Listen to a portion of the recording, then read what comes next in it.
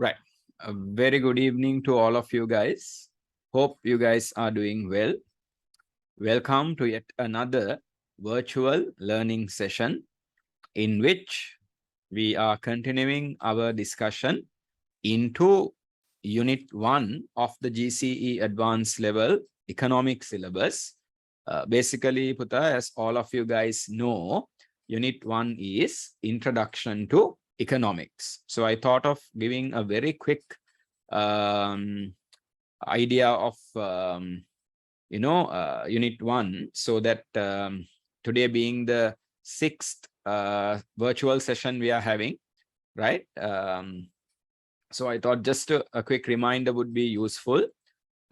In terms of Unit 1, as you guys remember, there are 3 main chapters. The first chapter of Unit 1 focuses on the introduction to economics, and then where we look at the basic economic concepts, especially the concepts of scarcity, alternative uses, problem of choice, and opportunity cost.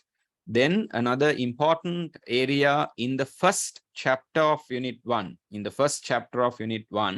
is basically the factors of production, where we do a very detailed discussion on land, labor, capital, entrepreneurship, these factors of production. And then we start chapter 2 of Unit 1, the second chapter of Unit 1, which maybe some of you guys remember. What is the second chapter of Unit 1? Maybe you remember what I said in the beginning when I explained the contents of Unit 1. What do we learn in Unit 1? Anyone who can remember? The second chapter of Unit 1 is Production Possibilities Frontier, or Production Possibilities Model, a very interesting area. Then the third chapter of Unit 1 focuses on what we call economic systems and how each economic system would solve basic economic problems. How economic systems would solve basic economic problems. So that's Unit 1. In terms of this unit or Unit 1, when you look at the study materials that we will provide you, that as part of the Econ-Hub program that will be provided to you, there will be 2 main books that are given to you, study material kits that are given to you. Basically, these books is what I am referring to. So in the first book, we will cover chapter 1. And then in the second book, we focus on chapter 2 and 3 of Unit 1. Right. So based on what we have done up to now in our virtual classes, right? Based on what we have done up to now in our virtual classes, what have we covered? We have basically covered, right? In terms of what we have done up to now, Pata, in the virtual classes, we have basically covered up to, or we have done a introduction area to the basic economic problems or the basic economic concepts, that is scarcity, alternative uses, these kinds of things. Right. So overall, right, we will continue the discussion that way, and also make sure, that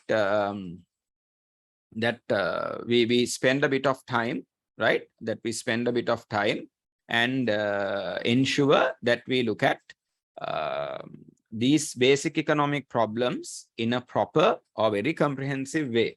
Because only if you guys understand the basic economic concepts or the economic problem, that is scarcity, alternative uses, problem of choice, and opportunity cost properly, it will give you that very important foundation that you need to have to learn and discuss the subject called economics effectively and properly. Okay, right. Then, yeah, I think we are okay. So with that, let me, start the session. Okay, where did we stop, Puta? Maybe you guys can also contribute, right? In terms of the study material, which page do we need to start with? I'm sure we completed page 23 That is where we have written the definition for scarcity. Am I correct? Ladies? Yes? Right? Are you guys checking your study materials? Have we completed basically the scarcity definition? Page 23. We stopped at page 21. Oh, okay. So did we not attempt basically the test your knowledge questions? Did we discuss them? TY case for learning key number 2 in page 22? No, we didn't discuss them. No, right. Okay. Maybe I asked you guys to attempt them at home. Right. I'm sure I explained goods, services, and bads, correct? We learned about goods, services, and bads. Or we only wrote the note. Let me know, but I can start accordingly. Ladies, gentlemen. No, gentlemen. Ah, yes. Okay. No, sir, we stopped at needs to satisfaction. Ah, okay. Right. Fine. But I remember explaining to you guys using that small image or diagram with the 3 burgers, the hamburgers. I remember explaining law of diminishing marginal utility. Yes, we talked about that. So we also learned that the only way humans can satisfy our wants is by consuming the appropriate or the suitable goods and services. Yes, so our understanding is very simple, very basic thing to learn here. Humans have needs. Needs are limited. Needs are essential. The different ways and means of fulfilling those needs is what we call wants. So when we have a need, there are several wants that we think about, right? So needs create wants, and the only way to fulfill or satisfy our wants is by consuming goods and services. Are we okay up to now? Yes, right. That understanding is very clear. So needs, they create wants. The only way to fulfill wants is by using or consuming different goods and services. When we use a good or a service, or when we consume a good or a service, and when we satisfy our need, our wants, and thereby our needs, right? When we basically when we use a good or a service, what we are doing is we are receiving something called utility. We are receiving something called utility. The word utility comes from the word use, usefulness. So basically, each good or service has a utility within that good or service. What is utility? If you are asked to define utility, we can simply say utility is the ability within a good or service to fulfill a human want or a need. Utility is the ability within a good or a service to fulfill, satisfy our wants and needs. That is utility. So each and every good or service that we use that particular good or service because there is a utility within that good or service. So consumption is a process of deriving or taking the utility, the usefulness out of a good or a service. That is what we call consumption. So consumption is the process of deriving the utility from goods and services, taking the utility from goods and services. So goods and services have utility, which means the ability to fulfill or satisfy our wants and needs, right? So when we use a certain good or service and satisfy one of our wants and through that one of our needs, if we keep using one unit after the other, if we keep using a certain good, any good or service, one unit after the other, if we keep on using that good or service, consuming that good or service, we will continuously receive utility. We will continue to satisfy a want, but the additional satisfaction, the additional utility we get, which is called the marginal utility. So what is marginal utility? The additional satisfaction or the additional utility you receive by consuming one extra unit, by consuming one extra unit of a good, that is called marginal utility. The very important law we need to learn and understand, it's very logical, it's very practical, is that any good or service, it can be your most favorite good or service in the world, even the good or service that you like the most, you love the most in the world, Buddha, right? We'll not say love, we like the most in the world, even that good or service, right? Even that product, right? If you consume one unit after the other on a continuous basis, one unit after the other on a continuous basis, every extra unit you consume the first unit, then the second, then the third, the satisfaction the additional satisfaction, the marginal satisfaction, right? The additional satisfaction you get from the second unit is slightly lesser than the satisfaction you would have got from the first unit. The third unit, the satisfaction is slightly lesser than the first and the second unit. The fourth unit, it's even lesser.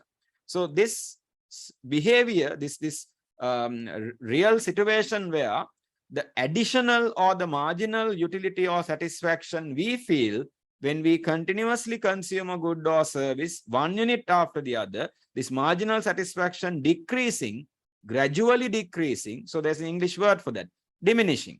The marginal satisfaction, the extra satisfaction keeps on decreasing. That is called the law of law of diminishing marginal utility, gradually decreasing marginal utility, right? So I think we are okay there.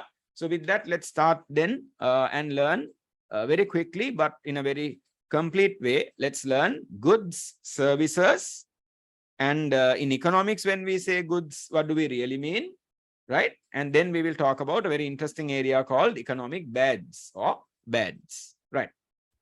I think we are good to go. So I will need to open up another slide here. Right. Yeah. Right. So let's go with this. Right. Needs to satisfaction. We wrote this note, correct?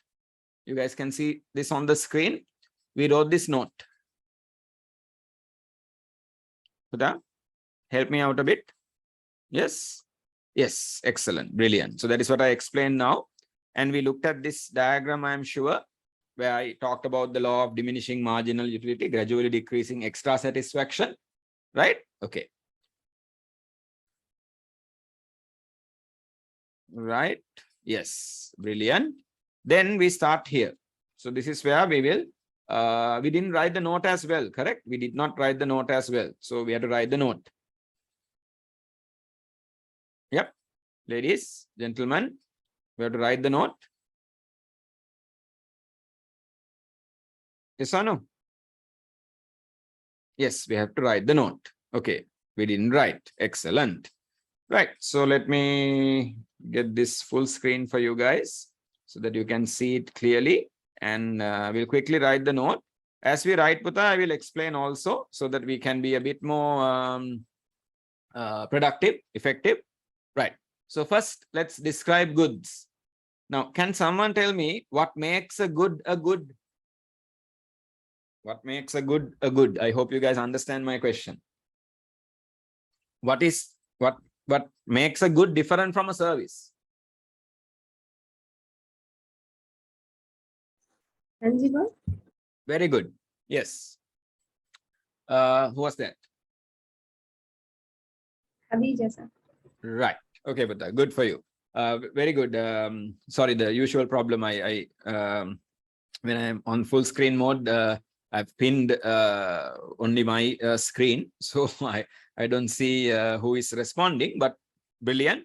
Yes. What makes a good is tangibility.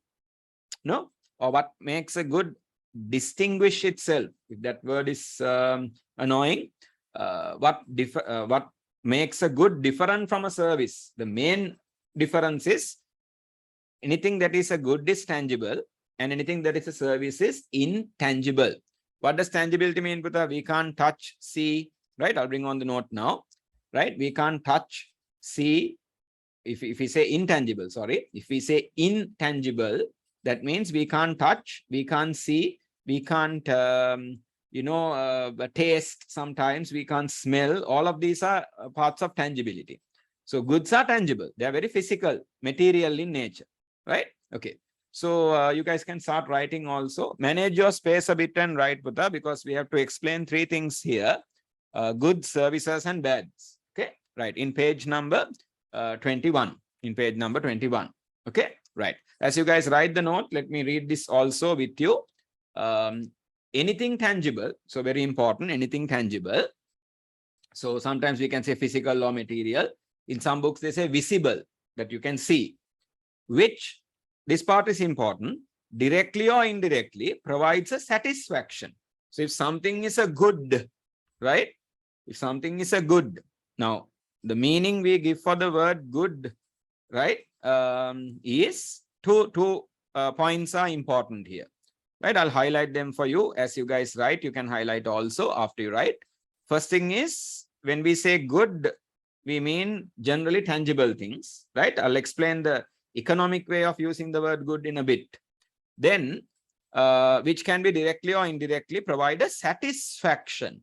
So if something is a good, it has the ability. If something is a good, right?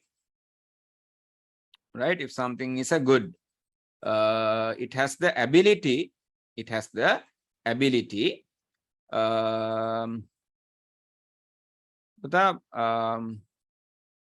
If I'm correctly saying your name, Basil De Silva again. I think I lost you again, right? Yeah, there's this student who keeps coming and going out of the session. Maybe there is a connectivity issue. I don't know. Right. Okay. Right. Anyway, but let's continue. So if anything is a good, it has to be tangible. And when we use the word good in economics, we are very, very, very clear that it's something that can provide a satisfaction. Instead of the word satisfaction, can you guys recommend or tell me another word that I can use instead of the word satisfaction? Someone? Okay, I have got a response. Very good. Akila, utility. Yes, very good. We can use the word, so satisfaction, or maybe this will interrupt the other note. Anyway, we can say, I'll write it here. Right, we can say utility, right? So utility is another word we can use. So when you hear the term good, right, actually, Putha, from an economic point of view, it's really important that you think of this utility thing first. So when you hear the term, hear the word good, right? Think, good. So this is something that can provide satisfaction. This is something that can provide a utility. Okay, first thing is that. Secondly, it's not really the economic thing, but yes, when we say good, it's tangible. Okay. So if you guys are not going to get confused, I'm going to do something like this. Let me use the style and do this, right? In economics, when we say good, right? In economics, when we say good, Putha, first think this, then think this. Is that okay? First, something that can provide a satisfaction. Secondly, think about tangibility. Okay, clear? Quickly. Yes or no? Yes, sir. Right. Okay. You guys are done with the note. Now you know how to think from an economic point of view. Right.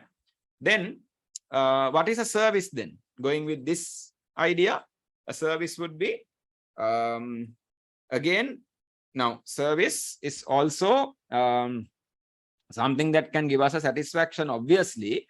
But the thing about a service is, especially if we separate and say services, then that means it's intangible. Okay. So some examples. Sorry. Let's write some quick examples for goods. Right?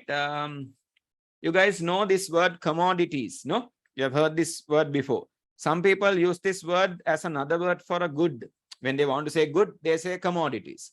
But Putha, commodities are special type of goods. They are not all goods can't be called commodities actually.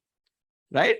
Now, if you look at the examples I have given for commodities, right, you guys will see things like rice, sugar, coconut, right? Even we can include crude oil, steel, cement, wheat flour.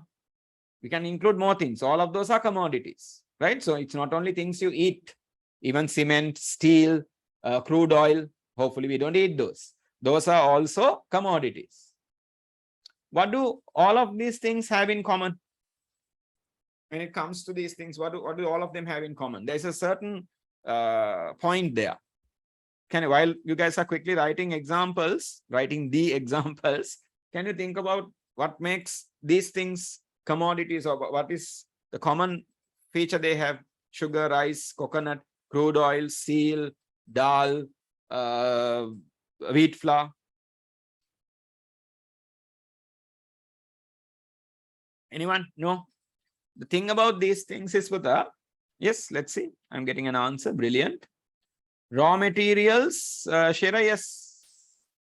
Raw materials, yes. But they are also, you're getting to the point, Buddha. But the basic thing is, now we'll say there are 10 paddy farmers. They're the ones who produce rice, no, Buddha. There are 10 paddy farmers. So we bring the rice. Of course, there are different varieties. We'll say all 10 of them have grown the same variety, right? Nadu, Samba, or something, same variety. So each farmer brings their rice, right, to the market. If we take all the rice brought by all 10 farmers, put it to one pile, one big pile of rice, get what I'm saying? One big pile of rice. Can you ask one farmer to go to that pile of rice, that mountain of rice, right? And put their hand and say, from that mountain of rice, if they take a handful of rice like this, can they say, this is my rice? And again, if they take another from another place of the pile, if they take another handful and say, this is not my rice, can they identify their rice? You understand what I'm saying? If it's the same variety, can they identify? Sugar, can they identify? Coconut, 10 coconut estates, they bring all their coconut, put into one pile, right? Can you take one coconut and say, this is my coconut? That the other one is not. Can you say that? Difficult. Why? Not difficult, impossible. Why? Because they all are the same. There is no separation of them. That's the very unique feature about commodities. Did it make sense? Is it clear, Buddha? Right? That is what we say when we say commodities. Okay? Hope all you guys are okay. Then cars, clothes, smartphones, machines, land, building, all these are tangible things that can provide, that can give us a satisfaction of different wants that we have. Right. Then we talk services. So when we talk services, yes, we talk about intangibility. But yet again, in economics, from an economic point of view, when we think services, Putha, again, I would want to highlight, look at the utility aspect. Utility, right? So let's think utility first, then think tangibility. And for services, there's a third thing. Always remember, whenever there is a service that we are receiving, right? More or less, when we provide a service, we will use some kind of a good. Services, it's very difficult to provide. It's almost impossible to provide a service, right? Provide. So the small words are there, no? Goods are produced, services are provided. Small things, right? But you can't provide a service because, you can't provide a service without using goods. Goods are used in providing services. Now, look at what we do, what we are doing now. I am teaching is, education is a service. You guys will agree, right? Because the knowledge I'm giving you is actually not tangible. Yes, knowledge is not tangible. So, but having said that, to provide this service, dissemination of knowledge, communication of knowledge, maybe to provide this service, I need to use, now I'm using from my end a laptop. Yes, I'm using these microphones and the styler and the different devices to write on. Yes, I have to use the, the mouse and, stuff like that. Lot of tangible things I'm using in order to provide this service. You guys are at home having to write the notes, right? The tutes, the pens, the pencils, the stationery. So, but any service, think of any service, you can't provide it without using some kind of a good. Goods are required in providing services. Okay, right. Then we write some examples as well. Things like, so highlight these terms as well. And when you think in this order. So intangible things, first they provide satisfaction, and we use goods in providing services. Right. So education, health, transportation, legal assistance, salons, barber shops, no? Okay, salons. Communication is a service. Housing facilities is a service. House is providing a service. House itself is tangible. But what the house does for you is that service it provides. Housing service. What service? Housing service. Right. So if you guys are done, we can move on. Now we are clear on a good and a service. Next, we are going to write a small note, which is also important. That is in economics, how we look at the word goods. The small thing to learn there. Right. If you're done, Putha, quickly let me know. We can move on.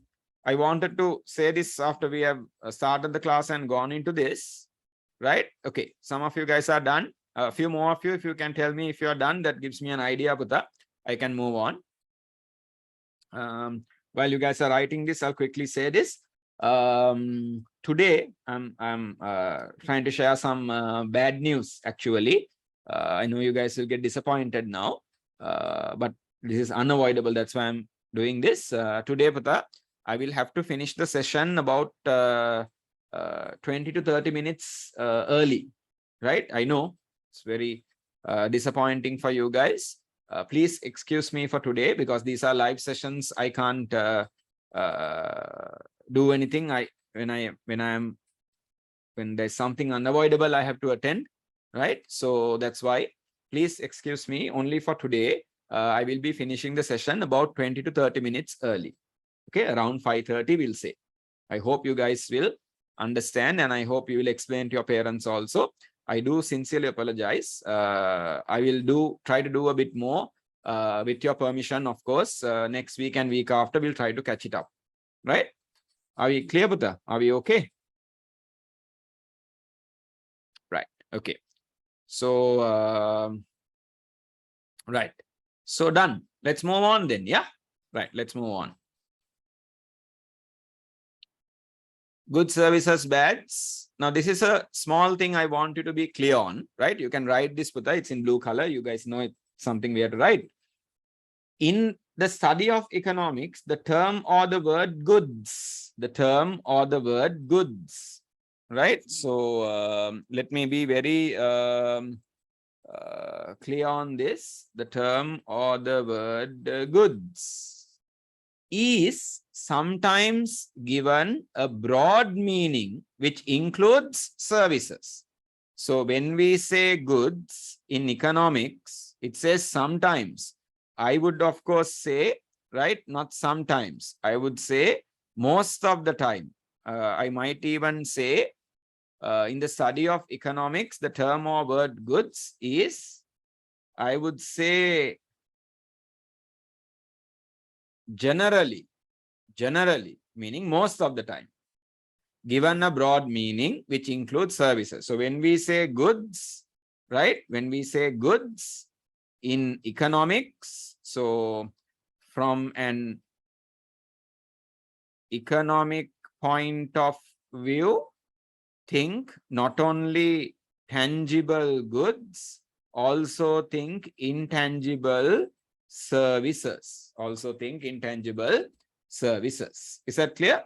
Right. Done. Make a quick note of that and let's move on. Then we are going to talk about economic bad. Okay. First, let's see how to define bad.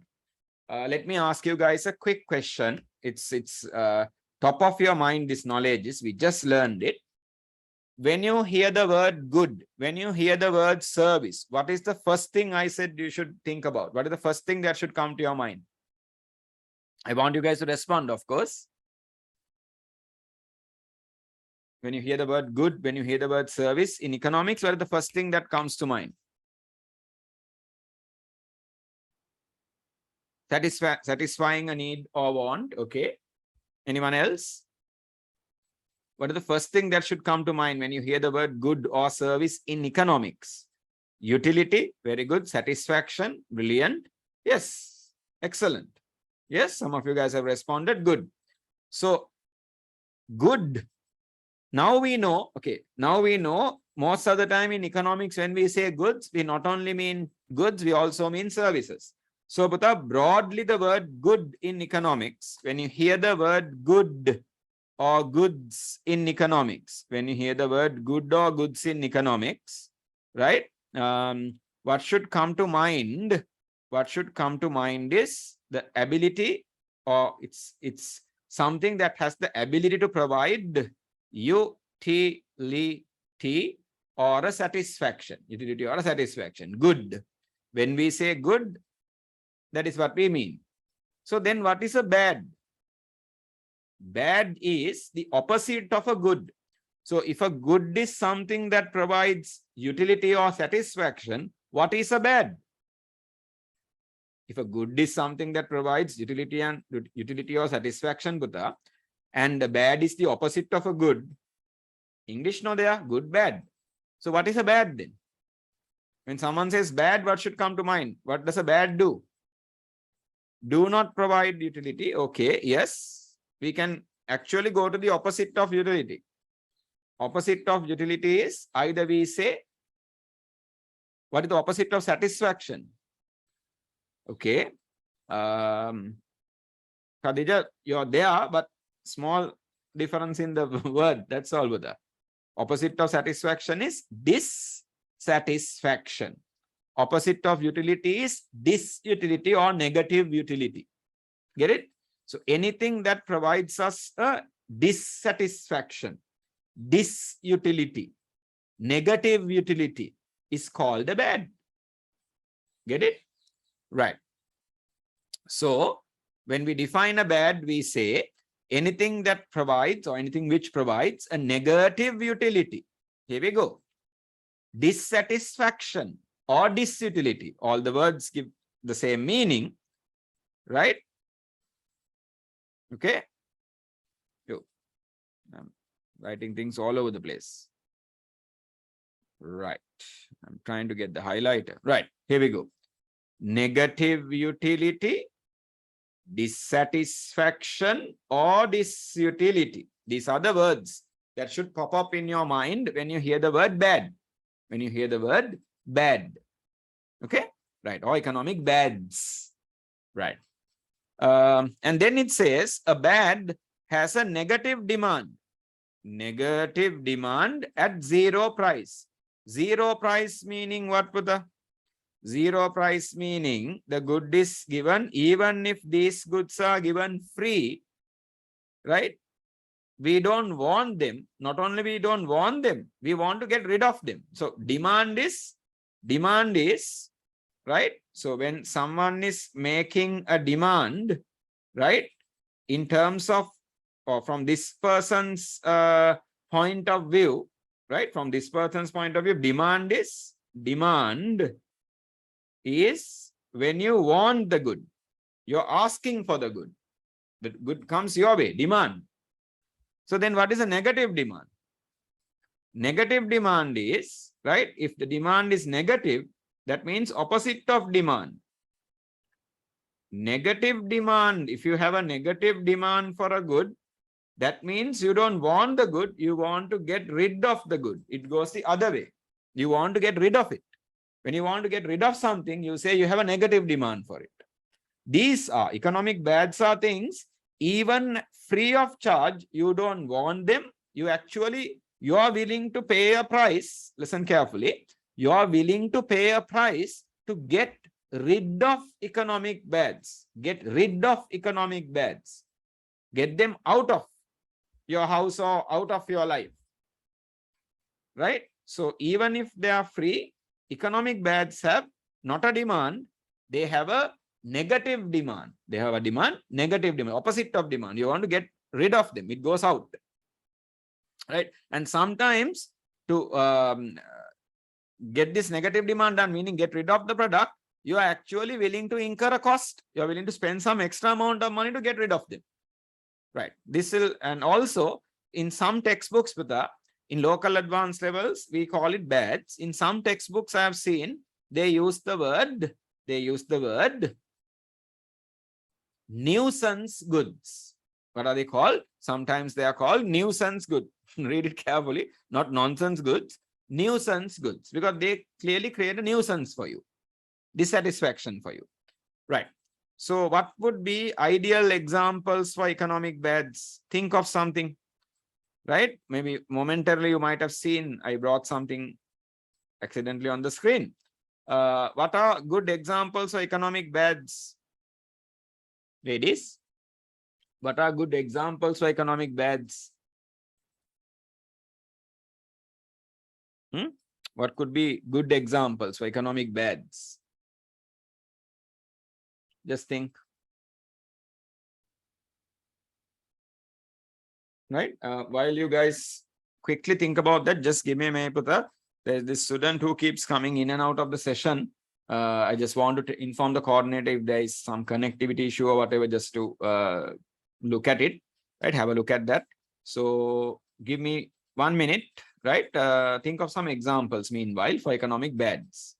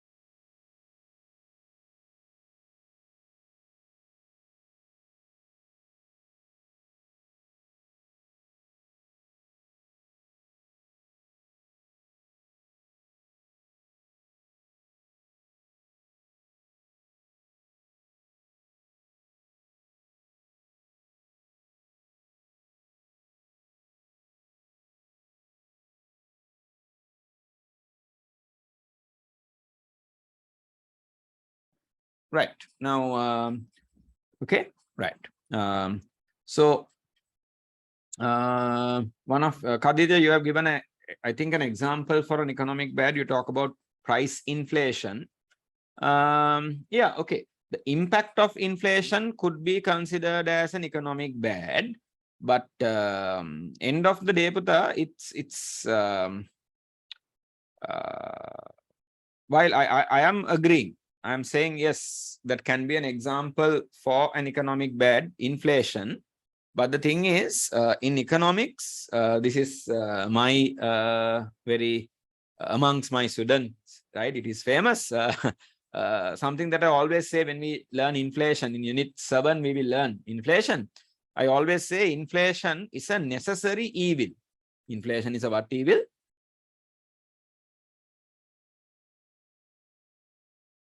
Necessary evil. Why do I say inflation is necessary evil? There are certain economic situations with there are certain countries in the world, even as we speak, who are trying to create a bit of inflation. Because inflation is an indicator. Like if you take a car, in the dashboard of a car, there are these indicators, no, these things, meters that go up and down. If it's a digital thing, there are indicators, the speed that you're traveling, how much fuel you have, all that indicators are there. So inflation is also something like that, the rate of inflation. So sometimes there are economic situations, especially when a country is in a deep recession or something called a depression. We will learn these things in the future when we learn macroeconomics. Then the economy, one of the signs that the indicators that the economy is trying to come out of that bad situation is there will be some inflation. So some central banks, now for example, if you look at a country like Japan, for the last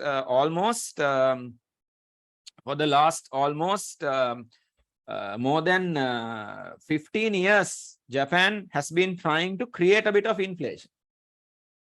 No, only if they knew what is happening in Sri Lanka. No, we are trying to get rid of inflation. So inflation has a certain positive side when it's properly managed. Therefore, that's where we have a small issue taking inflation. But if you say it this way, hyperinflation or very high rates of inflation, maybe yes, economic bad. But inflation itself can have a good side also. I know it might be a bit confusing now, but we will learn and understand these things. Right. Anyone else? Any other examples quickly that you would like to provide? It is something that at any point is only giving us a dissatisfaction or a disability. So remember, these are never things we pay money and buy. We end up with them. And we have to somehow, right? We end up with them and we have to somehow deal with it. We have to somehow deal with it, right? We end up with them and we have to somehow deal with it. Okay? Then we say bads. Right. Shall we look at some examples? See if you guys agree with me. You can definitely disagree and argue, counter-argue. Garbage. I think garbage is a brilliant example for an economic bad, because without no one pays money and buys garbage. And the more time garbage spends with you, close to you, next to you, you get a satisfaction or dissatisfaction. The more time you spend with garbage, do you fall in love with garbage? No. Right? You feel a satisfaction or dissatisfaction. Ladies, students, what? Dissatisfaction. It's satisfaction, yes. Especially if you ask your mothers on the day this garbage lorry or the truck or whatever the thing comes to collect garbage, right? In most places in Sri Lanka, that's how they do it now, no? When they come to collect, the entire household gets animated and excited, and everyone starts shouting, and Nanna Kunulori are coming, and you run and collect everything, and your mother really shouts at you and bring whatever you have, we have to throw. My God, can't miss this chance. See the effort we take to get rid of it. And sometimes once in a while we give that garbage collecting guy a bit of a something also. That's the word, no? Right? We give them some money also. So we are paying to get rid of it. It's an economic bad, right? You don't go to, now when you go to Cargill's Food City, or okay, let's not say one brand, look, any supermarket, you buy a lot of things. You're buying food items, but end of the day they will become garbage at one point, and you want to get rid of them. Get it? So then traffic congestion is another good example. Pollution is another good example. Wild weeds, passive smoking. Smoking is not an economic bad, or cigarettes is not an economic bad. Because if if it's an economic bad, Putha, it has to create dissatisfaction. Then why would a person pay whatever the amount of 100 rupees and buy a stick of cigarette? Because that person is paying 100 rupees and buying a stick of cigarette because for that person, it is a good. I'm not saying it is good to smoke. Please don't misunderstand me, misinterpret me, don't. But I'm saying for a person who is paying money and buying a cigarette, that person, cigarettes is a good. Why? That person perceives or believes some satisfaction is coming from that product. But if you are sitting next to a person who is smoking actively, the person who is smoking is active smoking. You are sitting next and you are victim of passive smoking. You're not paying, you don't want it, but you're getting the harmful impact of it, a dissatisfaction. Right. Write the examples, write the note. That's economic bads. Any questions you guys can ask? I'm happy to clarify. If not, we are done with this area. We can next look at the TY case and move on.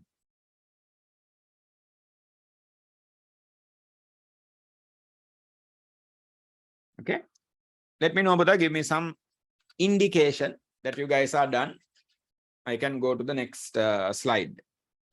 And we can go to the next page in the study material.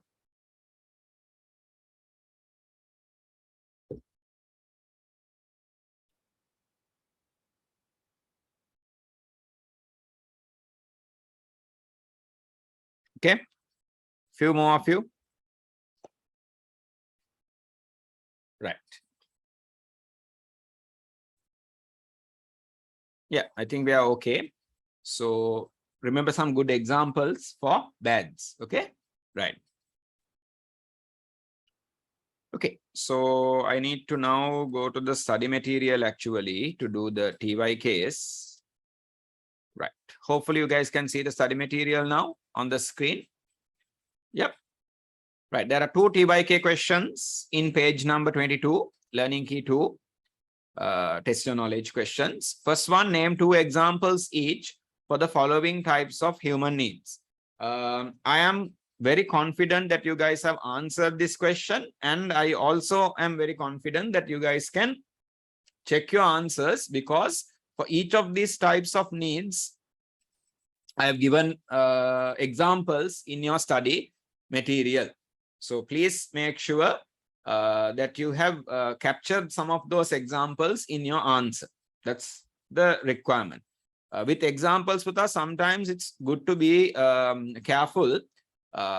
It's okay for you guys to think of new examples. That is good. Then you're thinking about the subject and the things we learn.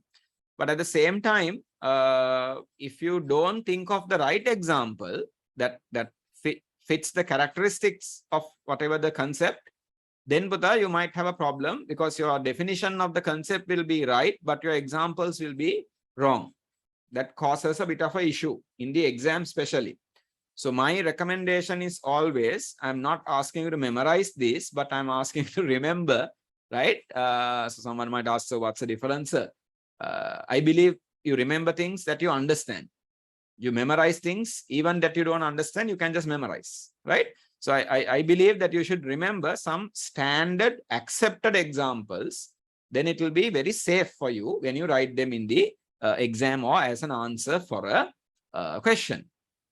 So basic needs, other than basic needs, meaning other needs, psychological material, safety or security, social and ego or self-esteem, that is EFG, up from the Maslow's hierarchy. So we wrote examples there also. Make sure you have brought some of these examples here, just to make sure that you remember these. Right. Question 2, right? Basically true or false, right? So we'll quickly answer them. I want you guys to respond very quickly, right? Also, then we can do this productively or effectively. Essential or necessary requirements to life, essential or necessary requirements to live one's life in a socially acceptable manner as human being are known as human needs. Is it true or false? Is that the way we understand, define needs in economics? True or false? Come on. All the participants in the session have to respond. Give your answer. Make your voice heard. There's no better time than now to make your voice heard. We are living through the era of the Aragale. So make your voice, don't start Aragale in the class now, but I mean, right? If you want me to change the system of doing everything, let me know, right? But end of the day, make your voice heard, right? When I say voice, at least the group chat. Right. Most of you are saying the same thing. Yes, very good. True. So, question 2, statement, yep, true. Very good. We go or we say true. T. Right. Then B, the study of economics shall equally focus on both material and psychological needs. What do you think? True or false? True or false? Quick responses. True or false? Okay. Right. Some of you are good. Response. Excellent. Keep responding. True or false? In economics, we focus equally on material and psychological needs. Psychological needs. Read that part. I think I read it also wrong. I said physical. Psychological needs. Do we focus equally on psychological needs in economics? Or is the study of economics a subject mainly focusing on physical, material? Yep. Basically, this is false. Right? Because it uses the word equally, and in economics, we do not focus on psychological needs. We only focus on material needs. We only focus on material needs.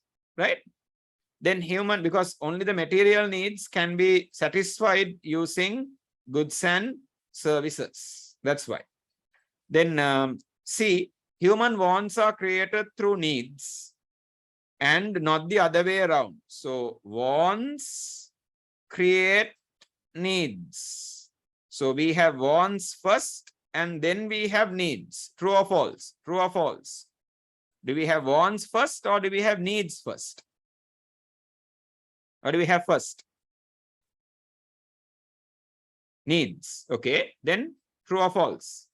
The statement is saying we have wants first. The statement is saying we have wants, then create needs. Is it the way or is it the other way? We have needs and then create wants. Okay. Done? Good. Most of you guys have responded. We have needs first. So needs come first, right? We have needs. Then there are many wants. So human wants are created through human needs. Human wants are created through, yes, sorry, my mistake, but I'm very sorry. I have read this wrong. The statement is saying that correctly, no? My mistake.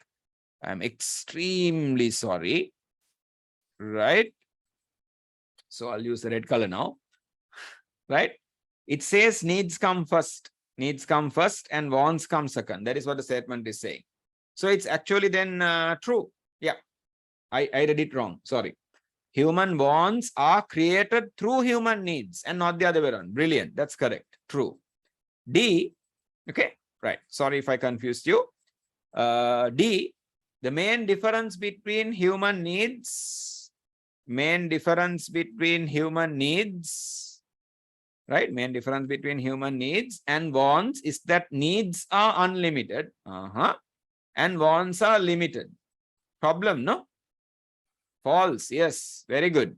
Most of you are very quickly saying false. Brilliant. Needs are not unlimited. Right? Needs are limited. Needs are limited. That's a key feature. Wants are unlimited. So we will have to say the statement is false. False. E, the only way to satisfy human needs and resulting wants, needs create wants, wants is by consuming the appropriate goods and services. Consuming meaning using, taking the utility out.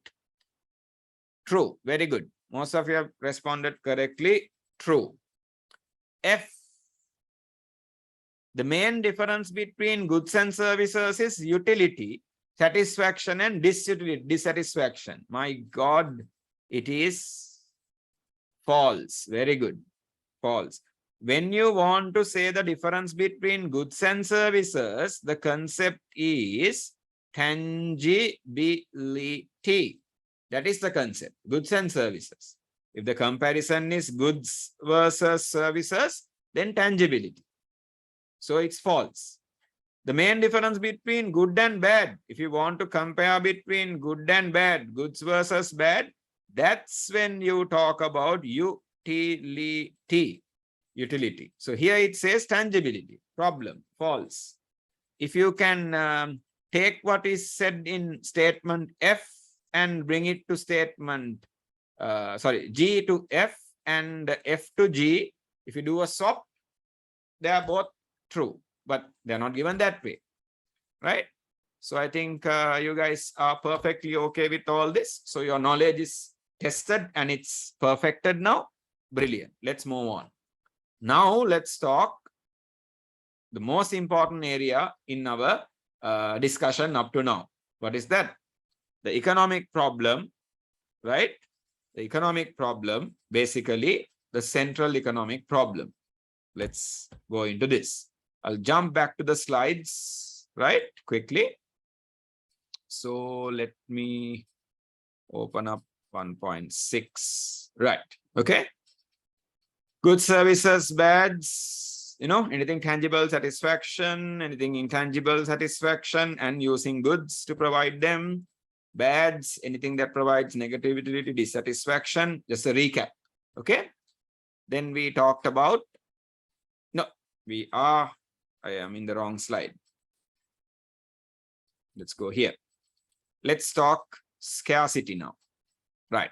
The economic problem.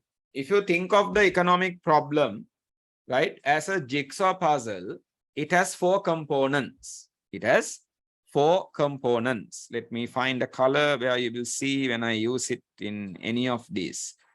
I think black would work. Right.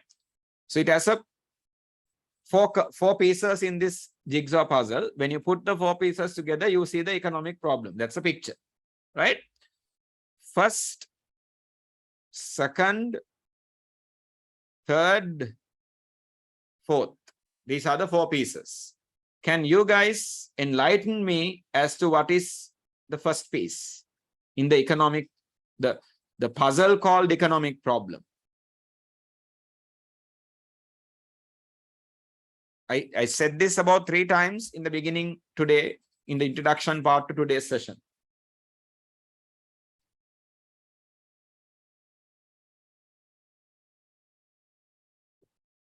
Anyone?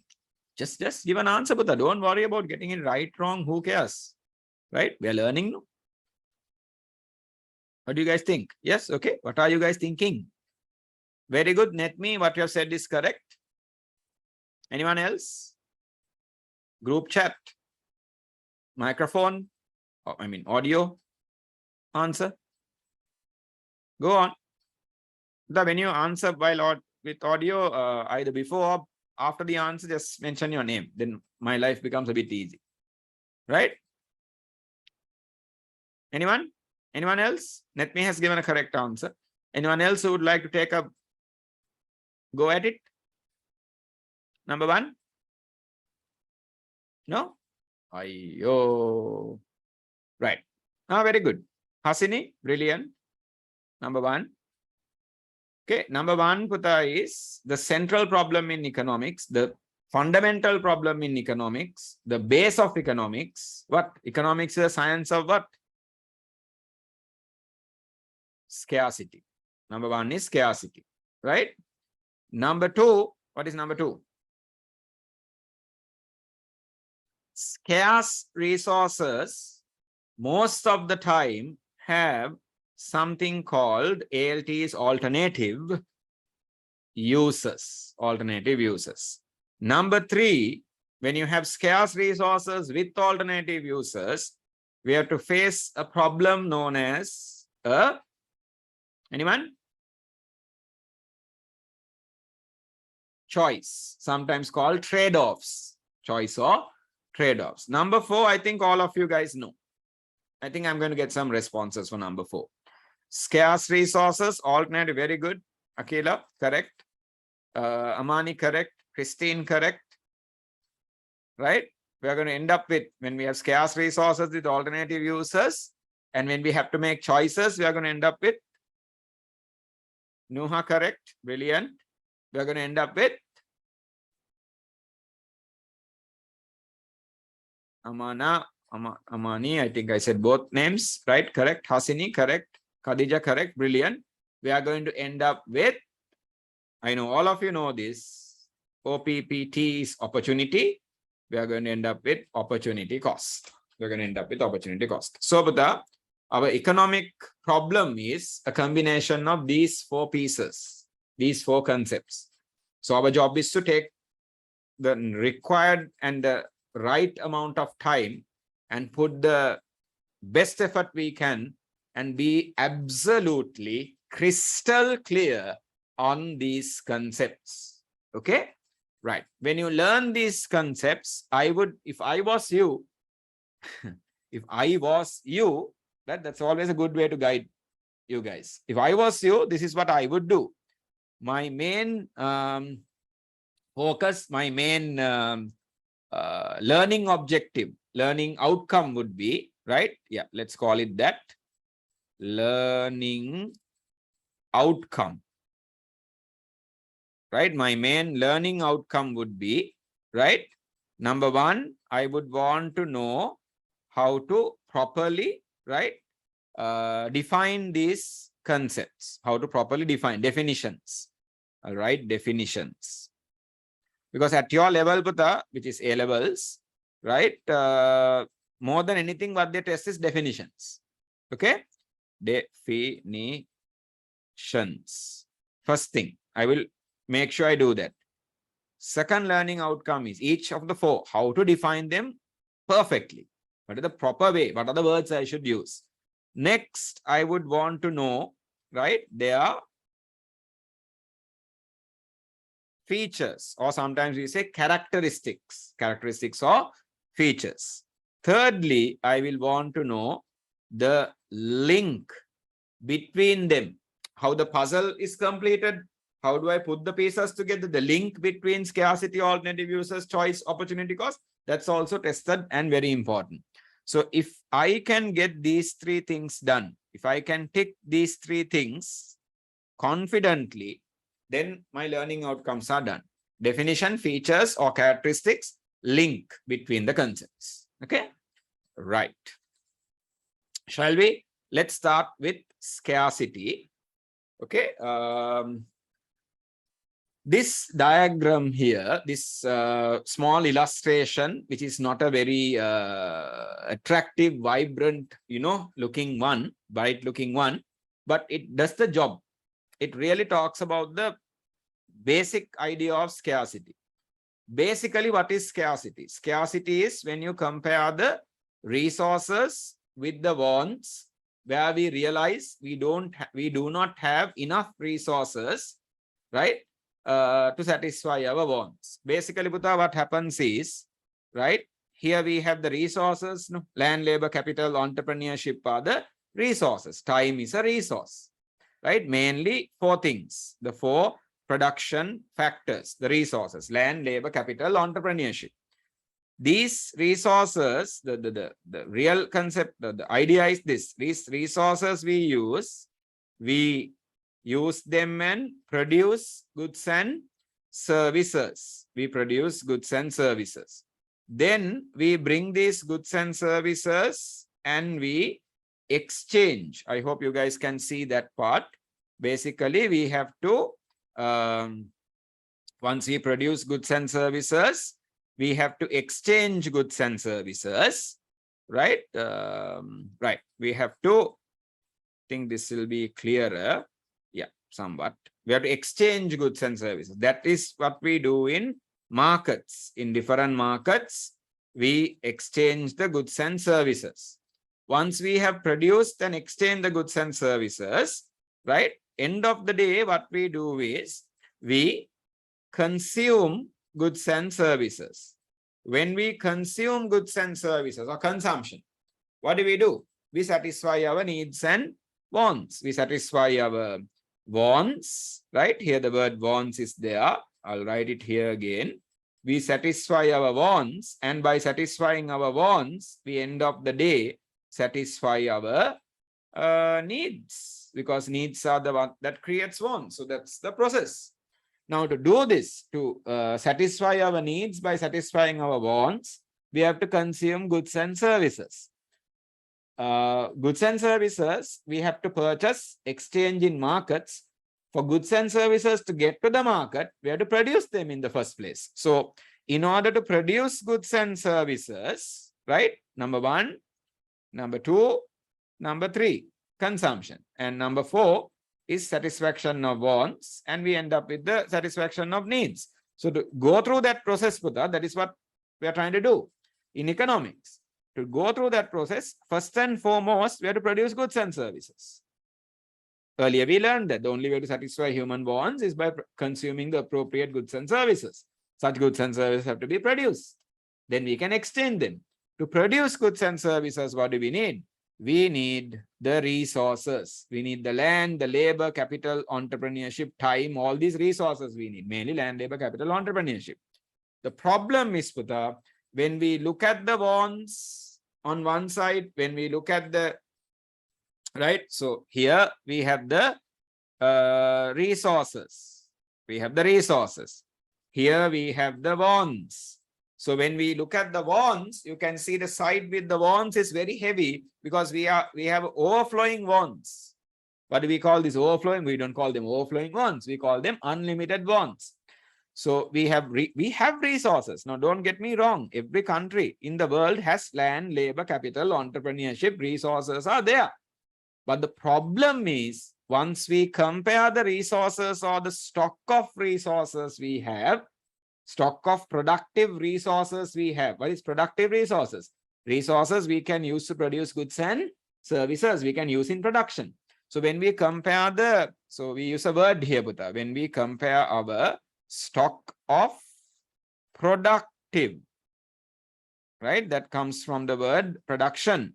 Productive resources. When we compare our stock of productive resources with the wants we are trying to satisfy by producing goods and services, we realize we do not have enough resources.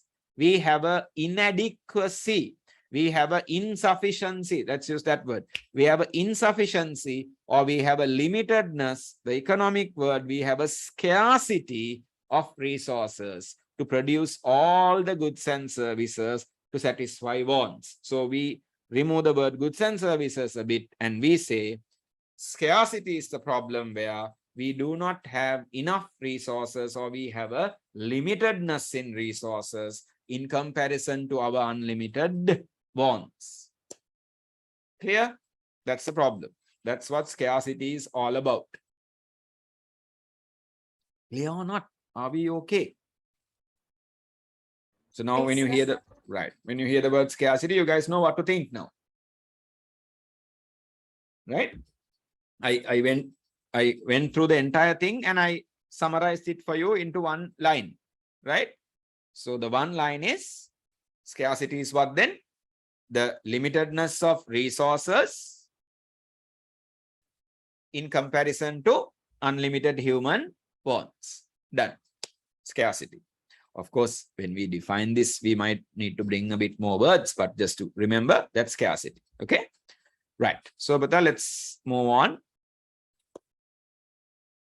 Yeah, I think this is good to go. You guys can write this. It's not in blue color, but you need to write. Okay?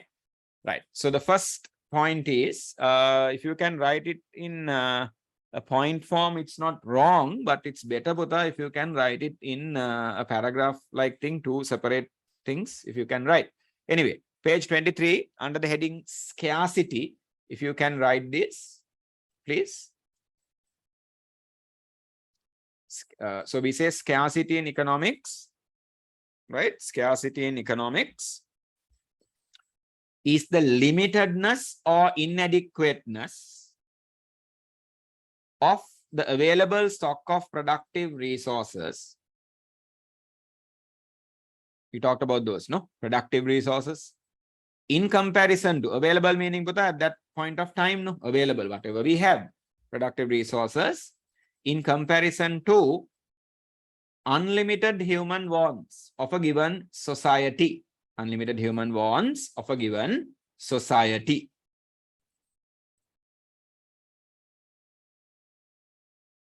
Okay, so that's basically the, I would say, the first part of the definition. Remember that definition I am teaching you guys has two parts. It's a two-part definition. First part is that. So let me be clear. Okay. So first part of the definition. The second part of the definition is this. Always, when you define scarcity, I want you guys to be smart enough to write that relative scarcity. The word relative is used because we are looking at the resources in comparison to the wants, unlimited wants, right? Relative scarcity is the central problem or fundamental problem. You don't have to use both words, use one of them. Central problem or fundamental problem, and the other word, universal economic problem or concept. Universal meaning, I'll just explain it now itself very quickly. It's common to all. So the all can be all countries, all individuals, all societies, right?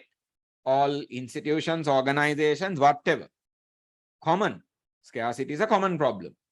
Rich or poor, old or young, male or female, boy or girl, developed or developing or underdeveloping, right? Asian, African, European, Australian, American, North, South American, common.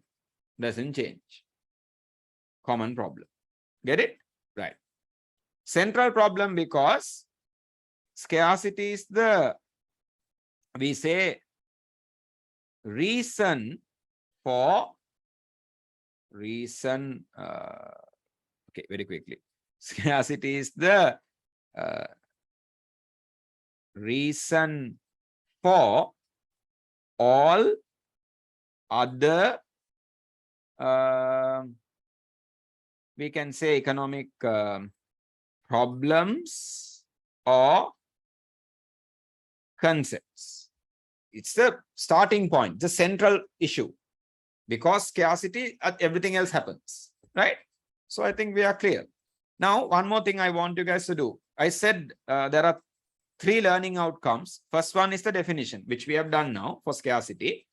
In the exam or when you study, a smart thing to do, because you guys are, I call you intelligent, right? So you are beyond smart. A smart thing to do or intelligent thing to do is, rather than trying to remember definitions paragraph by paragraph, sometimes a very smart thing to do is with understand or identify the key terms or words in your study material, right? In your study material, I have done that. I have helped you guys out. You can see it now. Key terms are given. So what I would do if I was you, let me repeat, what I would do if I was you is, if I want to learn and remember a proper definition for scarcity, I will make sure I know these key terms, and each time, don't take, I'm just saying, each time I define scarcity, I will make sure in my mind I go through this mental list, right? So I have to say limitedness, inadequate or insufficiency, one of those words I have to use. It's about the productive stock of resources that is limited or insufficient. It's about comparing with unlimited human wants or relative to unlimited human wants. And it is the central problem in economics, universal problem. I will keep those things in mind. And every time I talk about scarcity, define scarcity, I will include these words in my list. It's a really good way to do this, right? Smart learning, right? So, Pata, quickly highlight those terms, please. Underline those terms. If you don't like to highlight, no problem. Limitedness, insufficiency, good words to use. Available stock of productive resources in comparison to, or you can say relative to, unlimited human wants. Then it's the central problem. Sometimes we can say fundamental also. Then the universal, it's a universal problem, common problem. Done.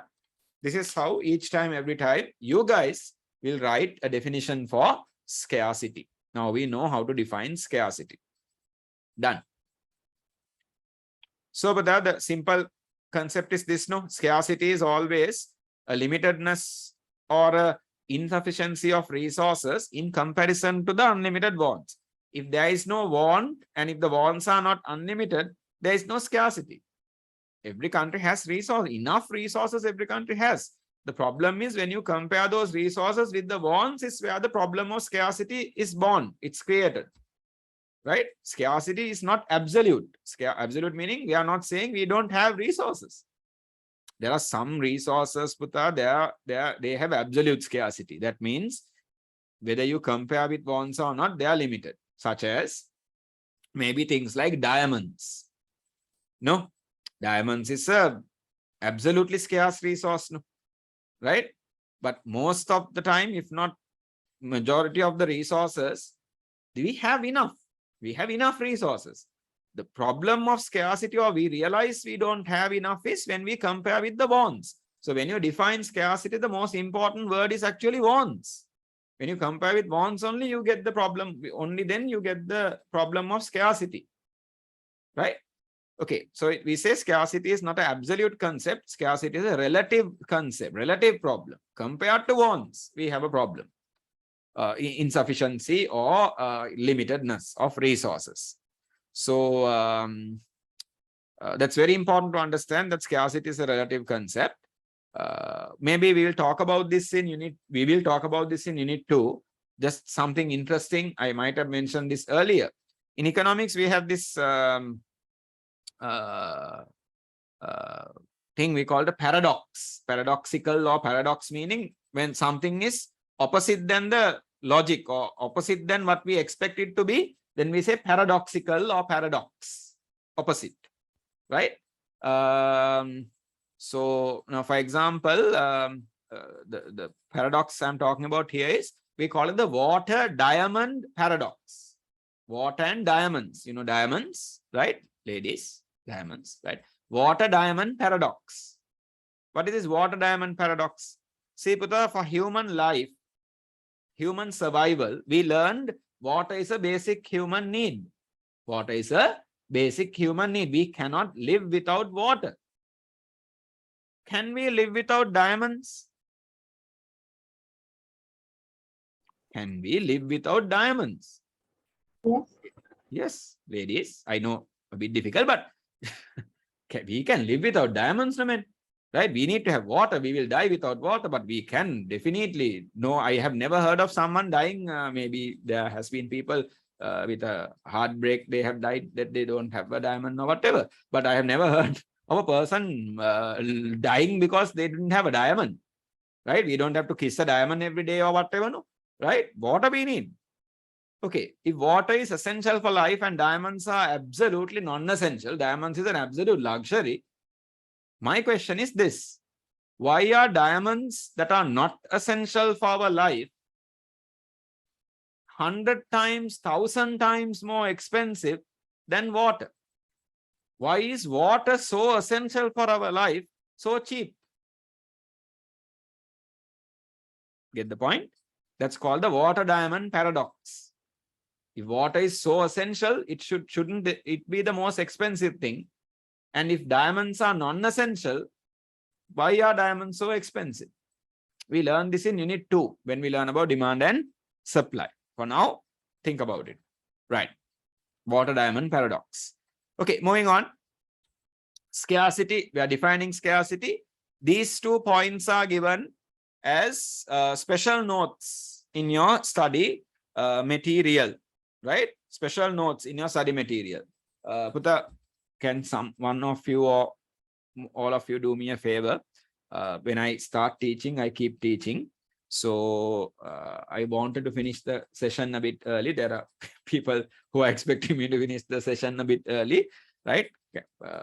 When it's 5:30 or close to 5:30, Can you guys please let me know, right? So I'll keep explaining because I have this full screen on the computer. I don't see the time, right? So I don't want to keep looking at the time also. That's a distraction. I'll keep explaining, but just let me know, right? At about 5:28 or something, just let me know, right? Okay. Let's keep learning. Right. I have given this as keynotes, keynotes in page 23 of your study material. Two keynotes are given. First one is about this scarcity and absolute or relative concept. I just now we talked about this. Scarcity is not in economics. Scarcity is not a relative concept. My God, what did I just say? In economics, my God, in economics, scarcity is a relative concept. It is not an absolute concept. We don't say we don't have scarcity of resources. We don't say that we don't have enough resources. We are not saying we have a lack of resources. No, none of that. We accept the fact that every country has land, labor, capital, entrepreneurship, resource. Land is a natural resource. Every country has land resources. No country in the world is floating in the air, right? Every country has land resources. Every country has human resources, labor. Every country has capital, man-made resources. Every country has entrepreneurship, a special kind of human resource. Then what is the problem here? Then why are we talking about scarcity? Scarcity is not absolute. Scarcity is relative. When we compare with the wants, that's what we have been talking about. When we compare with the wants, we realize we don't have enough resources. So how we explain this is we say the key term in defining scarcity in economics is wants. The key word is wants. Who thought, no? The key word is wants, not resources actually, wants. Unlimited wants at that. That is whether a given endowment is the fancy word for, right? Endowment, right? Endowment is the fancy word for, I'll write it here, stock. Okay, the amount, the stock of resources, right, at a given point of time, how much we have. Whether a given endowment of resource, some people say endowment and all that, no problem. Whether a given endowment of resources creates scarcity, whether it will create scarcity depends on the level of wants. Here we go. Depends on the level of wants we attempt to fulfill. That is by producing the suitable goods and services using such resources. Now, for example, if you take something like ocean water or water in the sea or the ocean, right? I don't think anyone will say there's a scarcity, no man. Compared with how much we want ocean water, there is enough and more than what we need. If you go to a country like Maldives, right? If you go to this island, multi-island nation called Maldives, right? Someone recently went. No, anyway, you go to Maldives and you go and say, I don't think there's enough water in the ocean. There's a scarcity of ocean water or something like that. If you say, go to Maldives and say, they will hit you with something. They will hit you with dry fish and other things. Get what I'm saying? Why? Because Maldives as a country, it's a low-lying country. It has a problem where when the sea level rises any further, most of the islands will go underwater, get submerged, right?